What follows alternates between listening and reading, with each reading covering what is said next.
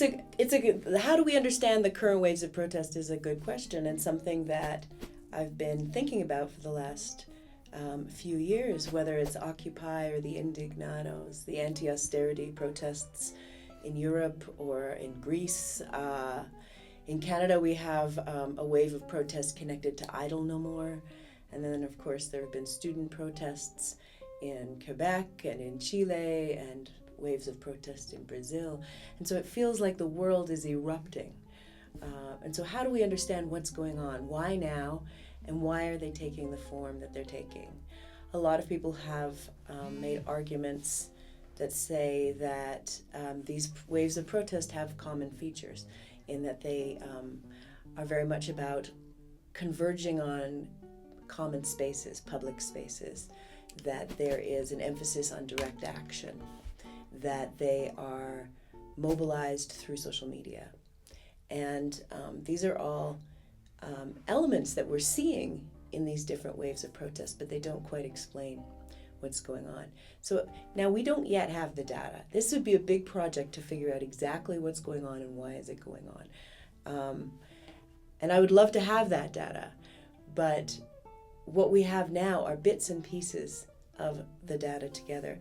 What we would need to do is to look at a period of protests or social movements from the past and compare them with these current mobilizations and understand who's involved, what are they doing, why do they say they're doing it, and what are the contexts that are triggering these different events. Because definitely it seems like they are stimulating each other. So from the Arab Spring protests to the Indignados to Occupy and beyond. What I think we need to do in order to understand this wave of protest and see whether or not there's something really new going on is to look at the economic, political, and social context. This is to a certain extent obvious. When social movements started to emerge a couple of hundred years ago in Europe in the form that we recognize today of marching and rallying and petitioning and forming organizations and making the demands on the state, this was because of a change to the nation state. The nation state, the parliament, started to become the place that was doing politics, and people wanted to engage with it, and there was bargaining going on. People were also, because of the new technologies, connecting in new ways. So there was new print media. There were new forms of transportation that were helping people to see themselves as part of something bigger than themselves. And the economy was changing, so there was industrialization and capitalism was starting to spread. I think we can see some parallels today in terms of those transformations of the economy, politics, and society. Obviously, we have communication that's linking people more easily, faster, and in new ways that triggers sort of this process, or that allows this process of diffusion to take place. In some ways, quite like the spread of print. We've also got changes to the economy in that we're increasingly affected by fluctuations in the global economy. And when there's an economic crisis, it's a global economic crisis. And we realize we have less control over the economy in a local space, a national space. These dynamics are beyond us. And I think that's also part of the story of why post-2008 we're seeing this global wave of protest.